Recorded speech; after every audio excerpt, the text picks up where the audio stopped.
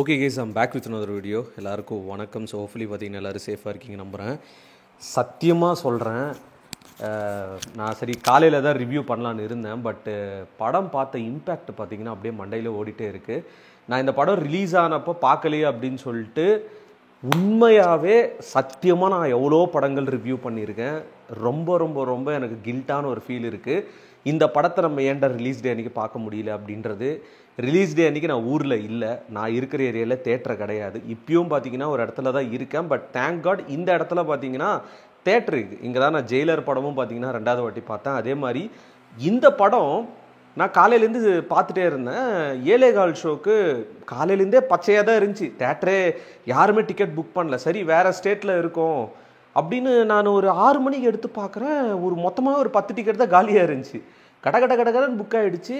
அவ்வளோ விரும்பி பார்த்தீங்கன்னா இந்த படத்துக்கு நிறைய பேர் வந்ததுக்கு மெயின் ரீசனே என்ன அப்படின்னா, இந்த படத்துக்கு வந்த பாசிட்டிவான ரிவ்யூஸ் தான் ஒரு முக்கியமான ரீசனு.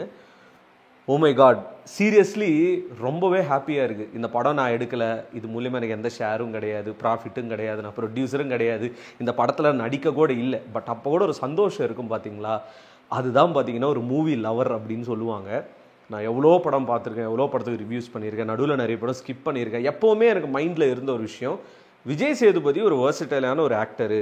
மனுஷன் என்னடா ஃபிட்னஸே பார்க்க மாட்றாப்புல, லைனாக படம் வந்துகிட்டே இருக்க வருது. பட் ஆனால் எல்லா படமே மேக்ஸிமம் ஒரு மாதிரி ஆவரேஜாகவோ ஃப்ளாப்பாக தான் போகுது. ஒரு பங்கமாக ஒரு படம் ஒரு லைஃப்பில் கொடுக்க முடியாதா அப்படின்னு சொல்லிட்டு பார்த்தீங்கன்னா யோசிச்சுட்டே இருந்தேன். இந்த மகாராஜா அப்படின்னு ஒரு டைட்டில் பார்க்கும்போதே ஒரு பயங்கர கமர்ஷியல் என்டர்டெய்னர் படமாக இருக்கும் அப்படின்னு சொல்லிட்டு தான் என்னோட மைண்ட் செட் இருந்தது. பட் தேங்க் காட் இன்றைக்கி இந்த நான் படம் பார்த்துட்டேன். ரொம்பவே பார்த்தீங்கன்னா எனக்கு சந்தோஷமாக இருக்குது. இப்போ தான் ஒரு லாஸ்ட்டாக நம்ம போட்ட ரிவ்யூ என்னது, கருடனுக்கு தமிழ் சினிமாவில் லைக் வேறு லெவலில் இப்போ போயிட்டு இருக்கு அப்படின்னு சொல்லிட்டு நான் அப்போ தான் அவ்வளோ சந்தோஷமாக இருந்தேன். மகாராஜா தூக்கி சாப்பிட்டுடுச்சு. இந்த வருஷம் ரிலீஸ் ஆன படங்களில் தமிழ் சினிமாவை தூக்கி சாப்பிட்டுடுச்சு மகாராஜா. என்ன மாதிரி ஒரு கான்செப்டு, என்ன மாதிரி ஒரு ஆக்டிங்கு, என்ன மாதிரி ஒரு ஸ்க்ரீன் பிளேங்க. இந்த படத்துக்கு ஒரு நேஷ்னல் அவார்டு கொடுக்குறாங்க அப்படின்னா 2 விஷயத்துக்கு கொடுக்கலாம். விஜய் சேதுபதி அவர்களோட ஆக்டிங்க்கு, இந்த படத்தோட ஸ்க்ரீன் பிளேக்கு. ஸோ டைரக்டருக்கு கண்டிப்பாக ஒரு அவார்டுன்றது இந்த படத்துக்கு கொடுத்தே ஆகணும். ஓ மை காட், நான் இன்னும் கூட அந்த இம்பேக்ட் எனக்கு மைண்டில் இருக்குது. இதில் ஒரு காமெடி அப்படின்றது இருக்கான்னு கேட்டிங்கன்னா அங்கங்கே இருக்குது. ஆனால் பெரிய கமெடியன் வச்சுலாம் பண்ணல, விஜய் சேதுபதியே பண்ணியிருக்காரு. ஹீரோயின் பயங்கர கிளாமராக இருக்காங்களா அப்படின்னு கேட்டால் கிடையாது. ஹீரோயின்ன்றது ஒரு பெரிய மேட்ரே இல்லை இந்த படத்தில். 3வது கமெடியன்ஸ் நிறைய பேர் இருக்காங்கன்னா யாருமே கிடையாது. ஸோ என்டையர்லி பார்த்தீங்கன்னா ஒரு ஸ்டோரி ஓரியன்ட் மூவி. அது எப்படி மக்களுக்கு எடுத்துன்னு போய் சேர்க்கணும் அப்படின்னு தான் பார்த்தாங்க. ஆனால் ஒரு சின்ன விஷயங்கள் இருக்குது, டிஸ்க்ளைமர் நான் கடைசியில் சொல்கிறேன். தயவு செஞ்சு தேட்டரில் போய் பாருங்கள் ஃபேமிலியோட. சின்ன சின்ன குழந்தைங்களுக்கு கூட்டு போவீங்களா அப்படின்னு கேட்டிங்கன்னா அது உங்கள் விருப்பம் தான். பிகாஸ் நிறைய கிராஃபிக்கான வயலண்ட் கண்டென்ட் நிறையவே இருக்குது படத்தில் செகண்ட் ஹாஃபில். ஸோ அதெல்லாம் அவங்க பார்க்கும்போது கொஞ்சம் ஒரு மாதிரியாக இருக்கும். அது இல்லை நான் கூட்டு போகிறோம் அப்படின்னா தாராளமாக கூட்டு போங்க. ஃபஸ்ட் ஹாஃப் செகண்ட் ஹாஃப் நான் பிரிக்கிறேன். ஃபஸ்ட் ஹாஃப் பார்த்தீங்கன்னா யதார்த்தமாக ஸ்டார்ட் ஆகுது. ஸ்டார்டிங்கில் ஒரு விஜய் சேதுபதி காட்டுறாங்க. பழைய விஜய் சேதுபதி மாதிரி சூப்பராக அப்படியே ட்ரிம்லாம் பண்ணிட்டு பயங்கரமாக இருக்காப்புல ஆளு. அப்படி இப்படியே போயிட்டே இருக்குது படம். ஒரு கட்டத்தில் ஒரு என்னன்னா அந்த இன்டர்மிஷன் வரத்துக்கு ஒரு 1/2 hour முன்னாடி இருக்கும்ல அப்படின்னு இருந்தது. ஏன் அப்படின்னா இன்னும் ஸ்டோரிக்குள்ளே படம் போகலை. அப்போ தான் கொஞ்சம் கொஞ்சமாக கிராஃப் ஏறிட்டே இருக்குது. இது ஒரு படம் பார்க்குறவனுக்கு நார்மலான மைண்ட் செட் தான். ஒரு இடத்துல எப்படி இருந்தாலும் படத்தில் போர் அடிக்கும். அதுவும் இந்த படத்தில் அடிச்சது ஃபஸ்ட் ஹாஃபில். ஆனால் அந்த ஒரு சின்ன இடம் தான். இன்டர்மிஷனில் ஒரு பேங்கராக ஒரு விஷயத்தை வச்சானுங்க பாருங்கள். கெட்ட வார்த்தை வருது, பட் ஆனால் அது நான் சொல்லக்கூடாது, மனசில் நினச்சிட்டு சொல்கிறேன். தாண்டா படம், இது தாண்டா படம். அடுத்த ஒரு நேஷனல் அவார்டு விஜய் சேதுபதி கொடுத்தே ஆகணும்டா. அந்த அளவுக்கு பார்த்தீங்கன்னா மனுஷன் பர்ஃபார்ம் பண்ணியிருக்காரு. விஜய் சேதுபதி 50, ஒரு ஹீரோக்கு 50வது படம்னா இப்படி இருக்கணும் படம். என்னமா மனுஷன் இந்த படத்தில் கேரக்டரில் வாழ்ந்துருக்காரு தெரியுமா. நான் ஏன் இவ்வளோ புகழ்ந்து பேசுகிறேன் அப்படின்றது எனக்கே புரியல. ஏன்னா படம் அவ்வளோ சூப்பராக வந்திருக்கு. நான் மோர் தென் ஆக்டர், மோர் தென் உள்ள நடித்தவங்கள தாண்டி டைரக்டருக்கு ஹேட்ஸ் ஆஃபுங்க. சூப்பரான ஒரு படம் எடுத்திருக்காரு. செகண்ட் ஹாஃப் இங்கே தாங்க தமிழ் சினிமா நிற்குது.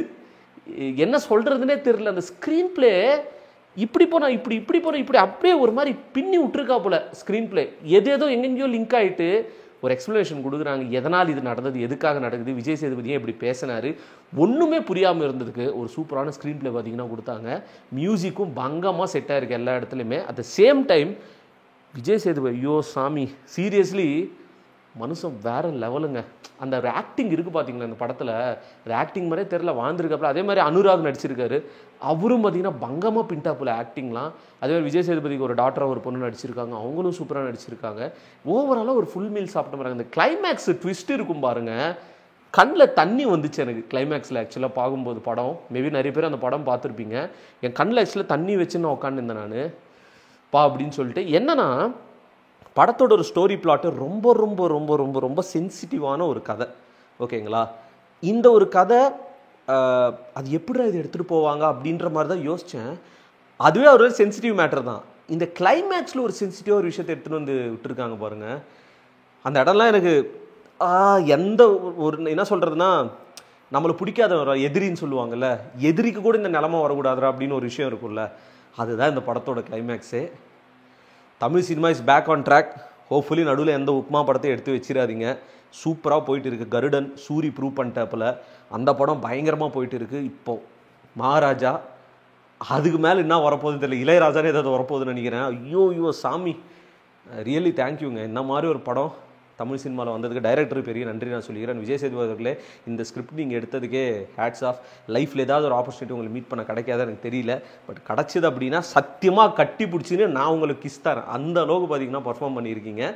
And congrats to the entire team and Jagadish bro. So அவரோட ஒரு அஃபிஷியல் ரூட் ப்ரொடக்ஷனில் வந்த ஒரு படம். அவர் கண்டிப்பாக ரொம்ப ஹாப்பியாக இருப்பார்.